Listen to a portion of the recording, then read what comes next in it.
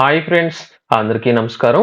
ఆంధ్రప్రదేశ్ వ్యాప్తంగా ఆగస్టు 1వ తేదీ నుంచి ఎవరికైతే రేషన్ కార్డులనేది కలిగి ఉన్నారో అటువంటి వారందరికీ సంబంధించి 2 కీలక అప్డేట్‌లయితే విడుదల చేయడం జరిగింది. రేషన్ కార్డు ఉన్నవారితో పాటు రేషన్ కార్డు లేని వారికి సంబంధించి కూడా ఈ యొక్క పథకం ద్వారా మీకు సంబంధించిన పూర్తి లబ్ధి మీరైతే పొందొచ్చు. అయితే దీనికి సంబంధించిన పూర్తి సమాచారం మీరు తెలుసుకునే ముందుగా మీరు ఇంకా వైరల్ వాసు యూట్యూబ్ ఛానెల్‌ను సబ్స్క్రైబ్ చేయకపోయినట్లయితే వెంటనే సబ్స్క్రైబ్ చేయండి. అలాగే ఈ యొక్క వీడియోను లైక్ చేయడం మాత్రం మర్చిపోవద్దు. ముందుగా మనకు ప్రతి నెల 1వ తేదీన పంపిణీ చేసే రేషన్ సరుకుల పంపిణీకి సంబంధించి కనుక చూసుకున్నట్లయితే, ఎవరైతే ప్రస్తుతం తెల్ల రేషన్ కార్డు కలిగి ఉన్నారో, అంటే ప్రస్తుత గత ప్రభుత్వం ఇచ్చిన రేషన్ కార్డులు ఎవరైతే కలిగి ఉన్నారో, అటువంటి వారందరికీ సంబంధించి ఇక మీదట రేషన్ కార్డుదారులు అందరికీ సంబంధించి గోధుమ పిండితో పాటు కందిపప్పును కూడా ఆగస్టు 1వ తేదీ నుంచి పంపిణీ చేయాలని దీనికి సంబంధించిన అప్డేట్ అయితే ఏపీ ప్రభుత్వం తాజాగా అయితే విడుదల చేయడం జరిగింది.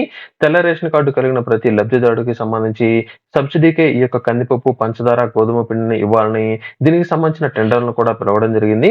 బహిరంగ మార్కెట్‌లో నిత్యావసర సరుకులు భారీగా పెరిగిపోతున్న నేపథ్యంలో ఇప్పటికే ఈ యొక్క కందిపప్పును రాయితీ మీద అందజేస్తూ ఉండగా, ఇక మీదట ఈ యొక్క కందిపప్పును రేషన్ డెలివరీకి సంబంధించిన వాహనాల ద్వారా ఇంటి వద్దకే రాయితీతో పంచదార, గోధుమ పిండి, కందిపప్పును సరఫరా చేయబోతున్నట్లు సమాచారం అయితే రావడం జరిగింది.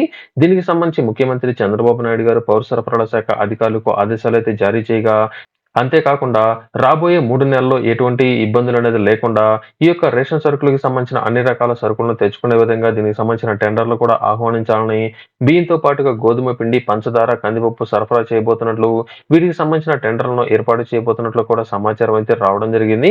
ఆంధ్రప్రదేశ్ వ్యాప్తంగా 22,000 టన్నుల కందిపప్పు, అలాగే 17,000 టన్నుల పంచదార సేకరించే విధంగా ప్రభుత్వం లక్ష్యంగా పెట్టుకోవడం జరిగింది.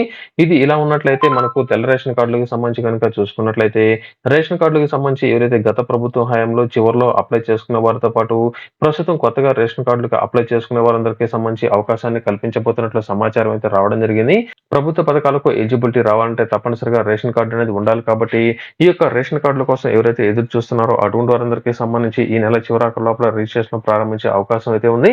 అలాగే వీటితో పాటుగా గత ప్రభుత్వ హయాంలో శాంక్షన్ చేసిన రేషన్ కార్డును కూడా మరొకసారి వెరిఫికేషన్ అది చేసి వారందరికీ ఎలిజిబిలిటీ కనుక ఉన్నట్లయితే రేషన్ కార్డులు కొనసాగించడంతో పాటు ఎవరైతే ఆ పాత రేషన్ కార్డులో వేరేనది అయి ఉన్నా, లేదా ప్రస్తుతం వారు ఏ రక ప్రాంతానికి వెళ్ళిపోయి ఉన్నా, లేదా ఆ యొక్క కుటుంబంలో ఎవరైనా సరే మరణించి ఉన్నట్లయితే వారి యొక్క పేర్లనేది తొలగించడం, ఈ మధ్య కాలంలో ఎవరికైనా సరే ఇనెలిజిబిలిటీ కనుక వచ్చినట్లయితే వారి యొక్క కార్డులు కూడా తొలగించే విధంగా చర్యలు చేపట్టే అవకాశం అయితే ఉంది. ప్రస్తుతానికి ఉన్న అప్డేట్ ప్రకారం ఈ యొక్క 2 రేషన్ కార్డులకు సంబంధించి, అంటే ప్రస్తుతం కొత్త రేషన్ కార్డులకు సంబంధించిన రిజిస్ట్రేషన్, అలాగే మనకు త్వరలోనే ఈ యొక్క రేషన్ కార్డులదారులకు సంబంధించి బియ్యం, చక్కెరతో పాటుగా గోధుమ పిండి, అలాగే కందిపప్పు, అలాగే గోధుమ పిండిని కూడా పంపిణీ చేయబోతున్నట్లు సమాచారం అయితే రావడం జరిగింది.